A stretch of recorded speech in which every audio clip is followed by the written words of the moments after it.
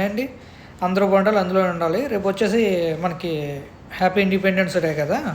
చాలామంది ఫ్లాగ్ ఎగరేసుకుని ప్రతి ఒక్కరు ప్రొఫైల్ పిక్ పెట్టుకుంటున్నారు. సంతోషం, మీ దేశభక్తికి ఐ రియల్లీ అప్రిషియేట్. నేను ఎక్కడ కూడా తప్పుపట్టను. కానీ అంతకన్నా ముందు మనం తెలుసుకోవాల్సిన ఒక విషయం ఉంది. అదేంటో చెప్తాను చూడండి. 1947 ఆగస్టు 15 మనకు స్వతంత్రం వచ్చింది. సో ఇప్పటికీ సుమారు స్వతంత్రం వచ్చి ఇప్పటికీ 80 ఏళ్ళు అయ్యింది. 80 ఏళ్ళు అయింది. నోటు కరెక్ట్గా నోట్ చేసుకోండి. 80 ఏళ్ళు మన స్వతంత్రంలో ఏం మారిందండి? ఒక విషయం చెప్తున్నా.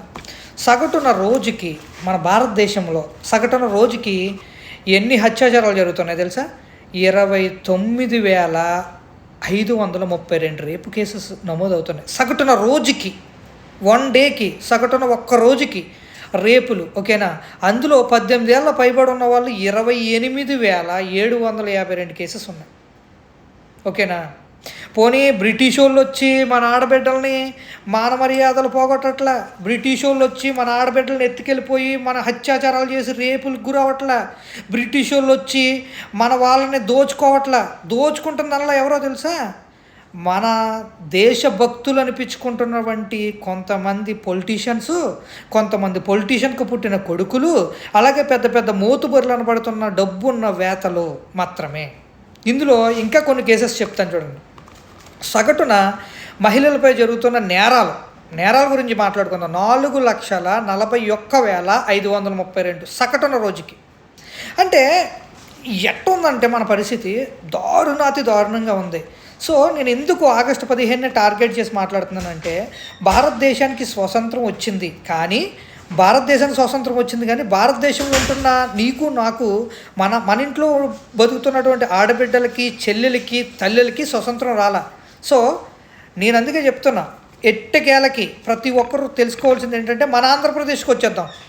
మన మొత్తం భారతదేశం అంతా కొలుచుకోగల మన ఆంధ్రప్రదేశ్కి వచ్చేసి 2025 గణాంకరం ప్రకారం పోక్సో కేసులు 2,120 కేసులు నమోదులైనవి. 2,120 మన ఆంధ్రప్రదేశ్. అమలాపురం నుంచి అనకాపల్లి వరకు, చిత్తూరు నుంచి కడప వరకు కౌంట్ చేసుకుంటే పోక్సో కేసులు కేవలం నమోదైనవి అంతా 2,120 కేసులు. అంటే అధికారికంగా డిఎస్పీ గారు రిలీజ్ చేసిన ఈ కేసు లిస్ట్ అనమాట. సో అది కాకుండా ట్రైబల్స్ ఏరియాల్లో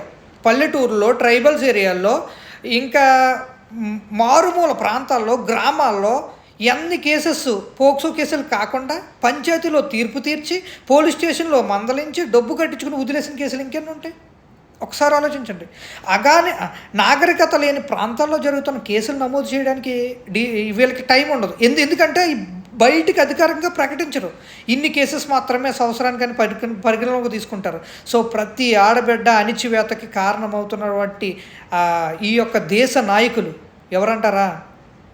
భారతదేశం నా మాతృభూమి, భారతీయులందరూ నా సహోదరులు అని చెప్పి దొంగ ప్రతిజ్ఞలు చేస్తారా? దొంగ నా కొడుకులు గురించి చెప్తున్నా. ఈరోజు చేసి చిన్న బిడ్డలు రేపులు చేసి, చిన్న బిడ్డల బాల్యాలని దోచుకుంటూ అష్టదిగ్బంధంగా సుమారు ఒక రోజులో 1 గంట సుమారు మనకి పిక్కి వీడియో తెలిపింది గణాంకాల ప్రకారం ఎంతో తెలుసా? సుమారు ఒక రోజుకంట 29,000 రేపులు జరుగుతున్నాయంట. సుమారు ఒక రోజుకి మొత్తం ఏంటి మన భారతదేశం మొత్తానికి. సో అది కాకుండా ఓన్లీ మన ఆంధ్రప్రదేశ్లోనే ఒక రోజుకి 81 రేపులు అంట. ఏంటి అధికారికంగా పోక్సో కేసులు కానీ పోలీస్ స్టేషన్కి వెళ్ళిన కేసులు అవి చెప్తుంటా. ఇంకా అనధికారికంగా అనఫిషియల్గా ఎన్ని వేల ఒక తాత ఒక మనవరాలను చెరిపేశాడు. ఒక కన్న తండ్రి ఒక చిన్న ననబడేవాడు ఒక కూతురిని చెరుపుతాడు. ఈ కేసులు ఏమి కూడా నమోదు కాకుండానే ఎన్ని ఉన్నాయంటే, మన భారతదేశపు జనాభా 5 కోట్ల సుమారు అని చెప్తున్నాం కదా. 5 కోట్లలో 2,50,00,000 మంది సుమారు ఆడబిడ్డలు రేపులకు గురవుతున్నారు, లైంగిక దాడులకు గురవుతున్నారు, మానసికంగా గురవుతున్నారు, శారీరకంగా గురవుతున్నారు. సో నేను చెప్పేది ఏంటంటే, ఏ రోజైతే మన ఇంట్లో ఆడబిడ్డలకి రక్షణ కలుగుతుందో, మన అక్క చెల్లెమ్మలు స్వతంత్రంగా తిరుగుతారో. అందుకని గాంధీ గారు అంటుంటారు, ఆడది అర్ధరాత్రి పూట తిరిగినప్పుడే మన దేశానికి స్వతంత్రం వచ్చింది అబ్బాయి. జస్ట్ బ్రిటిష్ వాళ్ళు మన దేశాన్ని వదిలి వెళ్ళారంతే. ఒక విధంగా చెప్పుకోవాలంటే బ్రిటిష్ వాళ్ళకన్నా మూర్ఖులు మన వాళ్ళే, బ్రిటిష్ వాళ్ళకన్నా దుర్మార్గులు మన వాళ్ళే. బ్రిటిష్ వాళ్ళు మన ధనాన్ని దోచుకున్నారు, వీళ్ళు మన ఆడబిడ్డల మానాన్ని దోచుకుంటున్నారు.